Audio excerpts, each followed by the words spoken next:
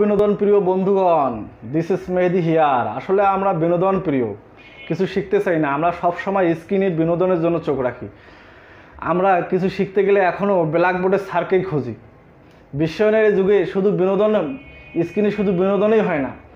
আমাদের মতো কিছু মানুষ আছে যারা বিভিন্ন জিনিস আপনাদেরকে ভিডিও তৈরির মাধ্যমে শেখানোর চেষ্টা করছে।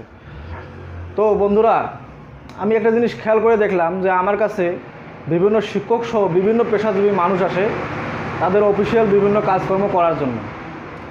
তো আমি একটু খোঁজ খবর নিয়ে জানতে পারলাম যে অধিকাংশের বাসায় 2-3টা করে ল্যাপটপ অথবা পিসি আছে, কারো কারো বাসায় তো আবার প্রিন্টারও আছে, কিন্তু তারা তারপরেও আমার কাছে আসতেছে। ঘটনা কি?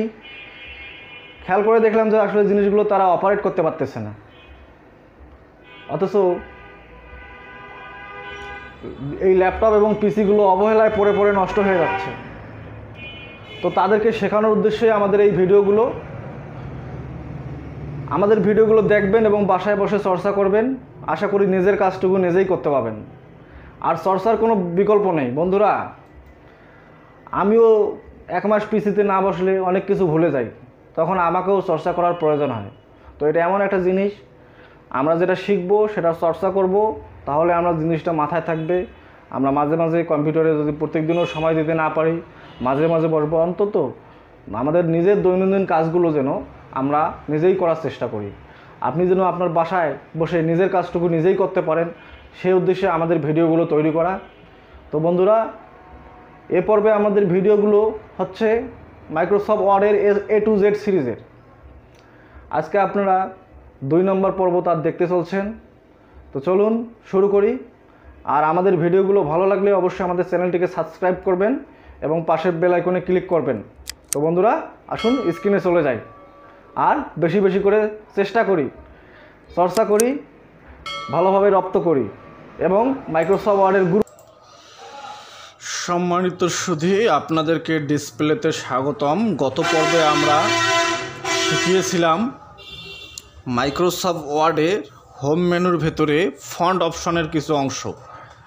আজকে আমরা মাইক্রোসফট ওয়ার্ডের A to Z সিরিজের 2 নম্বর পর্ব আপনাদের সামনে উপস্থাপন করব। তো গত পর্বে আপনারা এই স্ট্রাইক থট অপশন হোম মেনুর ভেতরে ফন্ট ডায়লগ বারের ভেতরে স্ট্রাইক থট অপশন পর্যন্ত আমরা শিখিয়েছিলাম। আজকে আমরা তার পরের অংশে যাব। দেখেন ডান পাশে আমাদের X2, X এর নিচে 2 দেওয়া আছে। এটা সাবস্ক্রিপ্ট, এটা শর্টকাট হচ্ছে Ctrl+সমান। তো এটা সাবস্ক্রিপ্টটা কীভাবে কাজ করে, আমরা যেমন এখানে লিখছি মাইক্রোসফট কথাটা লিখছি, লিখে যদি আমরা এখানে যদি সাবস্ক্রিপ্টে ক্লিক করি তাহলে দেখেন লেখাটা ছোট হয়ে গেল। হ্যাঁ, পাশের লেখাগুলো বড় হয়ে গেছে এবং লেখাটা ছোট হয়ে গেছে। এটা সবথেকে বেশি ব্যবহার হয় গণিত লেখার ক্ষেত্রে। আমি আবারও দেখাচ্ছি যে এমটাকে আমি সারা, এই বাকিগুলো আমি সাবস্ক্রিপ্ট করব, দিলাম, ছোট হয়ে গেল। এটা আপনাদেরকে আরও বিস্তারিতভাবে বোঝাতে গেলে আমরা এখানে 10 লিখলাম, এখন 2 লিখলাম। এখন আমরা এই 2টাকে যদি সাবস্ক্রিপ্ট করি তাহলে 10-এর নিচে 2। এটা আমরা ইংরেজি করে দিই, তাহলে আরও আপনারা ভালোভাবে বুঝতে পারবেন। আবার তার ডান দিকে দেখেন সুপারস্ক্রিপ্ট। আমরা যেমন স্কোয়ার সাইনটা লিখি না, আমরা গণিতে যেমন লিখি x², সেরকম এই সুপারস্ক্রিপ্টের ব্যবহার ডান দিকে। যেমন আমরা দেখাচ্ছি আপনাদেরকে, আমরা 10 দিলাম, 10-এর পাওয়ার আমরা দেব 10 টু দি পাওয়ার 4 লিখব।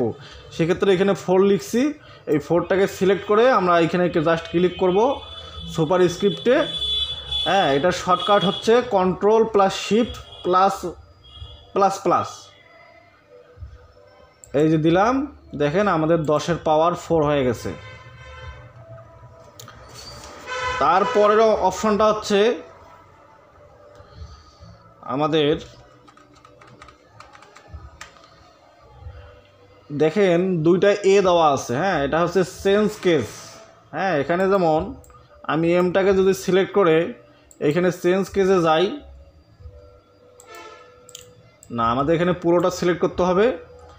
আমরা মনে করেন যে কোনো লেখা লিখছি, কোনটা বড় হাতের অক্ষর, কোনটা ছোট হাতের অক্ষর, আমরা তার হিসাব করি নাই, ঢালাওভাবে সবগুলোই মনে করেন ছোটো হাতের অক্ষর লিখছি। এই আমি দেখাচ্ছি, যেমন এটা আমি ছোটো হাতের অক্ষর দিলাম এই লাইনটাতে, সরি এম বি। এখন এটা আমি সিলেক্ট করলাম, সিলেক্ট করে যদি আমি এইখানে ক্লিক করি, দেখেন সেন্টেন্স কেস ক্লিক করলাম, প্রথম হাতের অক্ষরটা বড় হয়ে গেল। আবার লোয়ার কেস দিলে সবগুলোই ছোটো হাতের অক্ষর হইল। আবার আপার কেস দিলে সবগুলোই বড় হাতের অক্ষর হইল। আবার এইখানে অ্যারোতে ক্লিক করে ক্যাপিটালাইজ ইজ ওয়ার্ড, মানে একটা ওয়ার্ডের মধ্যে প্রথম অক্ষরটা করে ক্যাপিটাল ওয়ার্ড হবে, তাহলে এখানে ক্লিক করলাম। আবার এখানে ক্লিক করলে ওটা থেকে যাবে। আবার নিচে আর একটা অপশন আছে টু গ্রি, এখানে একটা এটা আসলে কোনো লেখা না, এটা একটা নমুনা দেখিয়েছে ওরা, যে এখানে ক্লিক করলে প্রথম হাতের প্রতিটা ওয়ার্ডের প্রথম অক্ষরটি ছোট হাতের হবে এবং বাকি অক্ষরগুলো সব বড় হাতের হবে। তো বন্ধুরা, তারপরের অপশনটা আসছে হলো ABC, এই যে টেক্সট হাইলাইটার কালার। এটা যদি আমরা কোনো লেখা এরকম করে সিলেক্ট করে লেখার ব্যাকগ্রাউন্ডটাতে আমরা যদি কালার হাইলাইট করতে যাই, আমরা যেমন কোনো ডকুমেন্ট বন্ধুরা মাইক্রোসফট ওয়ার্ডে অথবা আমরা কোনো কিছু প্রিন্ট করলে অনেক কিছু হাইলাইট করার প্রয়োজন হয়, সেক্ষেত্রে আমরা কি করি, হাইলাইটার পেন ইউজ করি। তো আপনি মাইক্রোসফট ওয়ার্ডেও এই হাইলাইটারটা ইউজ করতে পারেন।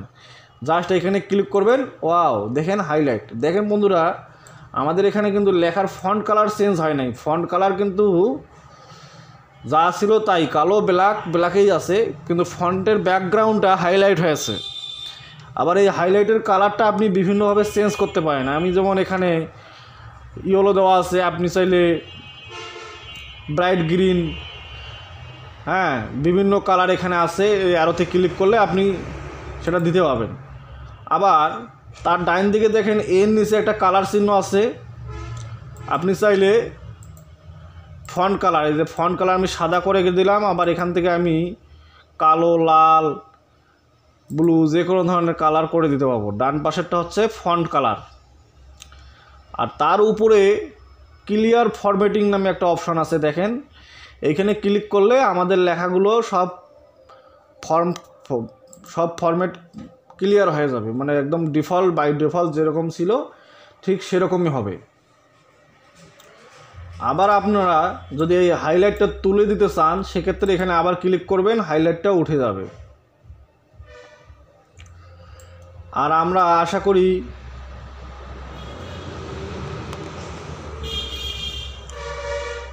করি আপনারা এই হোম রিবনের ভেতরের এই ফন্ট ডায়লগ বক্সে সমস্ত টুলসগুলোর ব্যবহার শিখে গেছেন। কেউ যদি এই টুলসগুলোর ব্যবহার না জানেন, সেক্ষেত্রে আমাদেরকে কমেন্ট করে জানাবেন, অথবা কোনো সমস্যায় যদি ফেস করেন সেক্ষেত্রে আমাদেরকে কমেন্ট করবেন, আমরা তার সমাধান দেওয়ার চেষ্টা করব ইনশাআল্লাহ। আবার এখানে এই যে এখানে কিন্তু ফন্ট, এখানে আমি ফন্টটা যদি এই ফন্টের ব্যাপারে একটু আলোচনা করি, সময় যেহেতু আছে, আজকে আমরা এই ফন্ট নিয়েই, এই ফন্ট ডায়লগ বক্স নিয়েই আজকের ভিডিও শেষ করব। পরে আমরা আগামী দিনে তার ফন্টের পরে আমাদের অপশান আরেকগুলো আছে, সেটা হচ্ছে প্যারাগ্রাফ। এই প্যারাগ্রাফটা নিয়ে আমরা আলোচনা করব। তো এইখানে আমরা যখন মাইক্রোসফট ওয়ার্ডে বাংলা লেখার ক্ষেত্রে অথবা ইংরেজি লেখার ক্ষেত্রে বাংলা সফটওয়্যার ইনস্টল করব, তখন বাই ডিফল্ট অনেকগুলো ফন্ট অটোমেটিক আমাদের কম্পিউটারে ইনস্টল হয়ে যাবে। যদি না হয়ে থাকে, কিছু বাইরের থেকে ফন্ট ডাউনলোড করে আপনারা ইউজ করতে পারেন। ফন্ট বাংলা ফন্ট মানেই যে শুধু সুতনি এমজি হবে তা কিন্তু না, আরও অনেক বাংলা ফন্ট আছে। যেমন আমরা এইখানে ক্লিক করে, এই জায়গায় আমরা ক্লিক করলাম ফন্টের ভেতরে, এখানে দেখেন অনেক ফন্ট আছে। তো এই ফন্টগুলো যখন আমরা এভাবে মাউসের কার্সার দিয়ে এভাবে চেঞ্জ করব, আমরা আমাদের মন মতো বিভিন্ন ডিজাইন ইউজ করতে পারি ফন্টের ক্ষেত্রে। যেমন এখানে আছে এটা সুতনি এমজি, আমরা যেটা লিখছিলাম, আবার সুতনি 0 এমজি এটা আছে। আবার দেখেন এখানে সুতনি সুরেশ এমজি, হ্যাঁ ফন্ট কালারটা ফন্টের স্টাইলটা চেঞ্জ হয়ে গেছে। আমি আবারও দেখাই, এটা যদি আমি ওকে করে দেই, দেখেন মাইক্রোসফট ওয়ার্ড বাংলা টিউটোরিয়াল কথাটা একটু ভিন্ন ধরনের হলো। তো আমরা আবার দেখি কতগুলো ফন্ট আছে আজকে বাংলার। হ্যাঁ, এই যেমন দেখেন এই ধরনের একটা ফন্ট আছে, এটা দিয়ে ওকে দিলেও আপনার এই ফন্টটা হবে। আবার এই ফন্টটা আর চেঞ্জ করার এভাবে দেখার নিয়ম, শর্টকাট নিয়ম আছে কন্ট্রোল ডি চাপলে আবার আপনি এখান থেকে এই ডায়লগ বক্সটা ওপেন হবে ফন্টের আপনি স্কেল এখানে বাড়াইতে পারেন, ফন্টের ক্যারেক্টার স্পেসিং এখানে 100% দেওয়া আছে, আপনি চাইলে ফন্টটাকে 80% দিতে পারেন, তাহলে সেক্ষেত্রে একটু ছোটো হবে। আবার স্পেসিং, পজিশন ফন্টের, হ্যাঁ, এগুলো বিভিন্ন সেটিং আছে, আপনি আপনার এই ফন্ট সেটিংগুলো চেঞ্জ করে দেখবেন কোনটা আপনার জন্য সুবিধাজনক, আপনি সেটা ব্যবহার করবেন। এখানে বিভিন্ন ইফেক্ট আছে, যেমন ফন্টের আপনি স্ট্রাইক থ্রোট দিয়ে দেখতে পারেন কীরকম হয়, ডাবল স্ট্রাইক থ্রোট আছে, সাবস্ক্রিপ্ট আছে। হ্যাঁ, এগুলো আপনারা বাসায় দেখবেন। এই যখন এখানে ফন্ট কালারও আপনি চেঞ্জ করতে পারবেন এখান থেকে। হ্যাঁ, আবার এইখানে দেখি আমরা কতগুলো ফন্ট আছে আমাদের বাংলা ফন্ট। বন্ধুরা আপনারা দেখতে পাচ্ছেন অসংখ্য ফন্ট আছে, আমার পিসিতে অসংখ্য ফন্ট আছে, আপনারাও এই ফন্টগুলো নিয়ে আসতে পাবেন। হ্যাঁ, আবার ইংরেজির ক্ষেত্রেও কিন্তু যেগুলো দেখতেছেন যে বাংলা আসতেছে না, বিভিন্ন লেখা, এই যে এইখানে খেয়াল করেন এখানে বিভিন্ন লেখা আসতেছে, বাংলা আসতেছে না, ওগুলো কিন্তু ইংরেজি ফন্ট। তো বন্ধুরা আজকের পর্বটা এখানেই শেষ করলাম। আগামী পর্বে দেখা হবে। আমাদের ভিডিওগুলো ভালো লাগলে অবশ্যই আমাদের চ্যানেলটিকে সাবস্ক্রাইব করবেন এবং পাশের বেল আইকনে ক্লিক করবেন। ভালো থাকবেন। আগামী পর্বে আমরা প্যারাগ্রাফ অপশন নিয়ে আলোচনা করব। আল্লাহ হাফেজ।